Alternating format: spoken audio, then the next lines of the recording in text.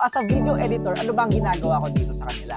Pinaka-main task ko sa kanila is right now, I am making their AI courses. Dito sa kanila, magpapamember ka sa kanila to use their platform. As well, they want to help you buy their courses. Tuturuan ka nila. And yung mga courses na ino-offer nila, yun yung mga ine-edit kong videos. And next week, meron ako mga clients nila na kailangan kong editan ng video for their reels or any videos that they need or any graphics. If you all know, I own Pa-Edit Services which I offers video editing, graphics, and everything that you need, di ba? Na graphics or creatives. And someone messaged me, which is a VA, and ayun, after that, nag-usap lang kami, and then nag-meet kami with the client, which is from UK, and ayun, nag-trial ako ng 1 week, and after that, today, ayan, kakamit lang namin, and I got my first freelance